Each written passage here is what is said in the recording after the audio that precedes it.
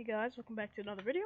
Today we are learning the A10CII startup.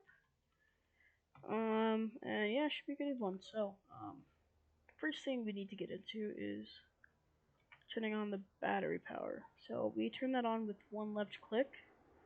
The first thing I'm gonna do is close this canopy by holding left Control C, just because of all that noise, or you can close it by, holding the switch down here, whichever you prefer. Okay, so now that the battery started up, we're going to turn on inverter by one right click. Turn that on standby. It's going to be a high pitched kind of squeal. So we're going to kind of make as much noise as you can to tune that out. So we're going to arm our ejection seat. And turn on the APU. And the APU is kind of hidden back here. I turned my camera because I don't have a, what's it called? Track IR. So I kind of just I just turn it left until I can see behind this. And then I click on the APU start. And then the APU gen, and then we're gonna wait for that to warm up real quick. Acknowledge master caution. Let's just give it a second to start up.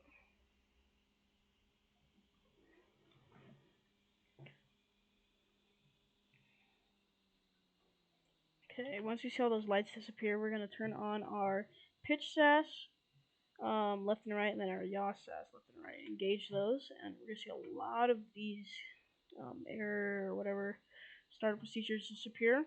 Next thing we want to do is turn on our CDU and EGI, as well as our what's called HMD, or head mount display. I'm going to set this to TR. There's a few things you can do. It doesn't really have to be in the same order, but I turn on my radio usually and set these comps to TR or transmit. And you can see our radio turn on. We can change those channels by rotating these knobs to whatever we want. It's up to you. Next thing you want to do is uncage our backup ADI and fix our backup altimeter. You can see a few things. Like this kind of tells you what you need to do. So turn on our anti-skid, and you can turn on your taxi and landing lights if you want. I don't really care about that stuff because it's kind of bright out. So we're also going to turn on our left and right MFDs by right-clicking these knobs to day.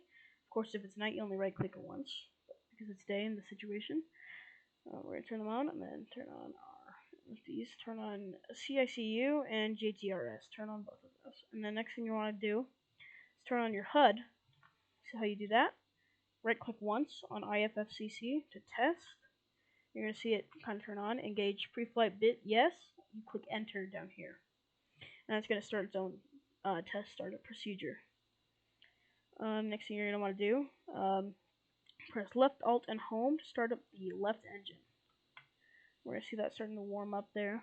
You can also look at that down here on our PSI or pressure, RPM, and temperature. We're going to see those spool up now that we're starting up our left engine.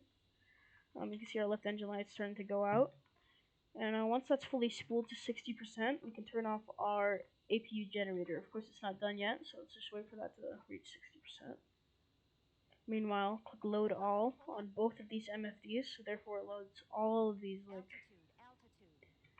You can see our HUD kind of starting up. Once these are done loading, you'll see a dot pop up on the left of all of these. We'll just see that when it happens.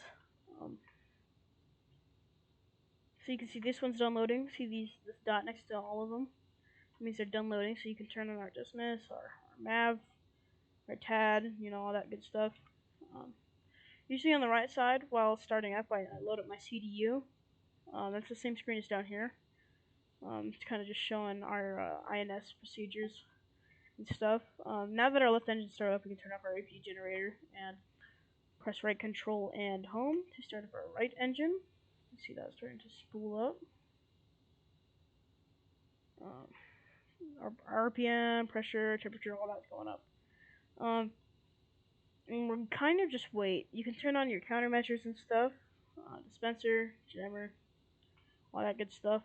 I usually don't turn on my RWR until I'm ready to hear the beeping, because it kind of gets annoying.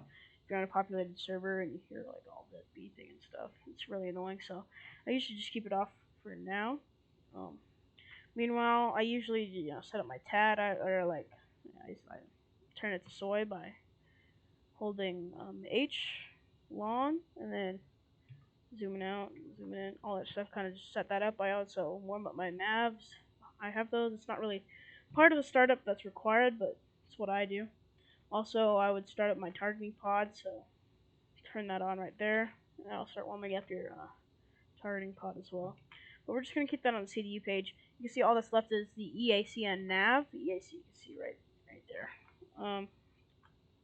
We're just going to wait a second for our INS to align. And when that's ready, we'll see this INS nav ready start blinking. That's when we're going to know that that's ready for startup. Or ready to be fixed and stuff, all that.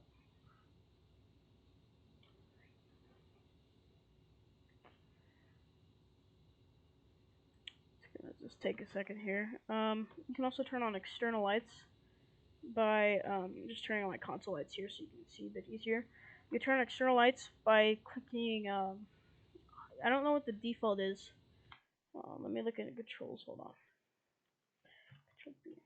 What's the, HOTAS pinky switch aft. So by pressing that, mine is control P, I don't know if that's the default. What's the default? Okay, it is control P. So left control P will turn on our pinky switch, and then therefore we can press right click on position flash, formation lights, and then left click on anti-collision. And that'll turn on our lights around our plane. And you can see our failure test for the HUD has been finished. It'll show no failures found and exit if it's done correctly. If there's failures found, it'll be different, but in this case, usually there's no failure. So we click enter here, and then down here we set this to on instead of test, and then our HUD is all ready. You can see here our INS is finally done by this blinking right here. So what we're going to do is change it from ground to nav by clicking this second up button, and then turn on our EGI by pulling our throttle back so you can actually see it, or moving the camera if you have a track IR, and then turning on our EAC, which is this little switch right here behind the left throttle. And that's all of our lights, fixed and all that stuff. At this point, I'm probably turning on my RWR. It's all warmed up and all that good stuff. Our targeting pod by now should be ready, warmed up. You don't really set it on until you're kind of in the air, but you can see, like here, turn it on air to ground, and that's our targeting pod right there. And our Mavericks, you can warm up by just, Oh, I just stopped the warm up,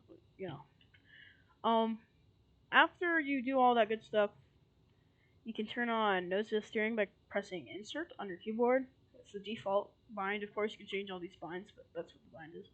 And nose wheel steering is now engaged. If you move your rudders, you can see my my wheels moving. And then you're pretty much ready to taxi. Of course, you can change your loadout and stuff by backslash F8 and F1. And then you can see this good stuff. Change your skin. The skin with the teeth, which is what the one everyone uses, is the Georgia skin. And that shows the cool teeth and the eyes. Anyway, yeah, that should be it. You're ready to taxi. You can move around. Oh, sorry. I was moving while he was refueling me, or rearming or whatever. Anyway, thank you guys for watching, and I'll see you guys in the next one.